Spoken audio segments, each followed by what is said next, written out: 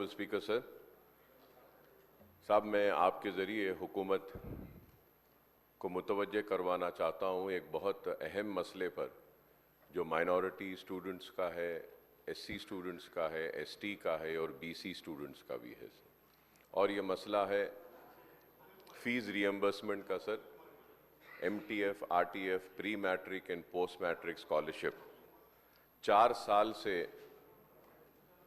बच्चों की फीस आई नहीं है सर, और उसकी वजह से न सिर्फ स्टूडेंट्स परेशान है बल्कि कॉलेज के मैनेजमेंट्स भी परेशान है कि अगर आप देखेंगे सर, हर साल करीब 7 lakh, every year almost 7 lakh students get enrolled for the fees reimbursement under MTF and RTF, pre-matric and post-matric, sir. For the last 4 years, the scholarship has not been released, due to which the students are facing hardship, their certificates are not being getting released, and the government have instructed to release the certificate. Sir, certificates अगर release कर देते हैं, तो सवाल ये है sir, कि managements कैसा चलाएंगे? A college functions and runs through the fees which is being collected from the students. If the fees is not received on the time, sir, it is not only lakhs of students, sir. I would say, sir, I might be wrong, but please correct me if I am wrong. 20 lakh students are suffering, sir, as of now. 20 lakh students suffer कर रहे हैं, SC, ST, BCs, minorities. और न सिर्फ 20 lakh students suffer कर रहे हैं, sir, almost 4 lakh teaching staff is not getting the salaries on time, or from months they are not being getting the salaries paid. So it is such an important issue, sir. Sir, the government should not forget that, if today we are here in the state of Telangana, it were the sacrifices of the students, the agitation of the students, that we got Telangana, sir. And now the hardship has been faced by the students. They are not getting certificates, they cannot go for the jobs, and the managements are not getting the money, they are unable to pay the salaries. Many colleges are shutting down, sir, they are availing loans, and it has been more than 1 year, not a single paisa has been released, sir. Not a single paisa has been released, sir. And also the CM overseas scholarships, sir.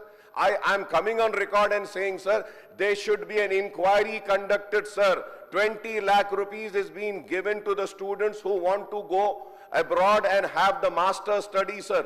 Sir, 5 lakh रुपये लेकर जो है सो उनको 20 लाख रुपये release किया जा रहा है। सर आप बताइए सर, ये बच्चों की स्कॉलरशिप नहीं आती है, स्टूडेंट सफर कर रहे हैं, और जो पैसे खाने वाले 5 लाख रुपये लेकर मेरिटोरियस स्टूडेंट्स को नहीं देते। सर ये इतना इंपॉर्टेंट और बर्निंग इशू है सर, कि ये बच्चों के मुस्तकबिल से खिलवाड़ हो रहा है सर, उनके मुस्तकबिल को तारीकी में और अंधेरे में डाला जा रहा है। Sir I request to you sir, kindly release some amount sir, some amount, कुछ तो पैसे दीजिए। आप किसानों को दे रहे हैं, डेवलपमेंट पे दे रहे हैं, आप तेलंगाना तल्ली के लिए दे रहे हैं, बहुत अच्छा है, दीजिए सर, लेकिन स्टूडेंट्स के लिए भी तो कुछ कीजिए सर, कॉलेजेस का कुछ कीजिए, वो टीचिंग स्टाफ का कीजिए। इतना बर्निंग इशू है सर, मैं उम्मीद करता हूं कि हुकूमत सिर्फ ये नहीं बोलेगी कि we have noted down. No sir, please note it down as an important issue which needs to be addressed immediately, sir, because the students are suffering, the colleges are suffering, and the teaching staff is suffering, sir. And please do not forget, sir, this initiative was initiated by the Congress government, the then Chief Minister Y.S. Rajshekhar Reddy Sahab. And it was continued by the TRS and the BRS government. Now you are in power, you have to release. Please do not come with the answer, nahi ye backlogs hai, TRS government 4 saal ka chhod kar gayi. Sir, when Telangana came into existence, sir, that time Andhra Pradesh had also left thousands of crores of rupees for fees reimbursement. The TRS government had cleared that, and it is a responsibility of the government to clear the fees reimbursement, sir. The students are suffering. If not, sir, I want to come on record and say that. MIM party is going to launch an agitation, and we are going to come on the streets, and we are going to ask all political parties to come and support the student, so that the student do not suffer, sir. Thank you, sir. अध्यक्षा, print media के माध्यम से उस्मानिया hospital shifting की चर्चा चल रही है। जहां पर पुराना हॉस्पिटल है उस्मानिया, उसको गोशामहल पुलिस ग्राउंड में शिफ्ट करने की ऐसी योजना है सरकार की, ऐसा मीडिया के माध्यम से पता चल रहा है।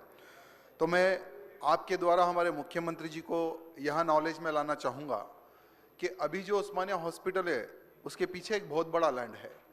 इससे पहले भी जो हमारे मुख्यमंत्री केसीआर जी थे, उन्होंने 200 करोड़ रुपए न्यू डेवलपमेंट के लिए सैंक्शन किया गया था, तो वहीं पर ही कंस्ट्रक्शन करने की योजना थी। पता नहीं सरकार अभी चेंज होने के बाद में उसका इरादा बदला। तो मैं पुलिस ग्राउंड के बारे में कुछ कहना चाहूँगा अध्यक्षा। गोशामहल विधानसभा में एक ही एक पुलिस ग्राउंड है जहाँ पर बहुत सारे वॉकर्स वहाँ पर वॉकिंग के लिए आते हैं। बहुत सारे ऐसे बच्चे अध्यक्षा जहाँ पर क्रिकेट टूर्नामेंट खेलते हैं और ट्रेनिंग भी लेते हैं। गोशामहल एक ही एक ग्राउंड है अध्यक्षा जहाँ पर पूरी मेरी विधानसभा में जो बड़ी बड़ी जो भागवत कथाएं होती है वो एक ही प्लेस है अध्यक्षा जहाँ पर बड़ी बड़ी भागवत कथाएं होती है।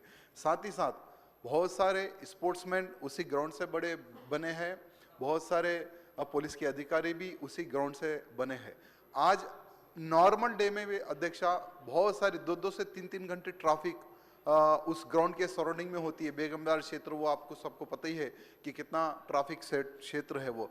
तो अगर जो पुराना जो हॉस्पिटल है उस्मानिया अगर यहाँ पर अगर शिफ्ट करेंगे तो सबसे पहले बड़ी ट्रैफिक की समस्या होगी। साथ ही साथ कोरोना जैसी अगर कोई बीमारी ना आए अध्यक्षा, तो भगवान से निवेदन करते हैं हम कि ऐसी कोई बीमारी ना आए। अगर ऐसी कोई बीमारी अगर आती है अध्यक्षा, तो पीछे साइड जो चंदनवाड़ी चाकनावाड़ी जो क्षेत्र के जो लोग हैं अभी भयभीत है। डेली वो लोग प्रोटेस्ट कर रहे हैं अध्यक्षा कि उस्मानिया हॉस्पिटल जहां है वहीं पर आप कंस्ट्रक्शन करें, गोशामहल पुलिस ग्राउंड को ना डिस्टर्ब करो, यहाँ पर ना बनाए।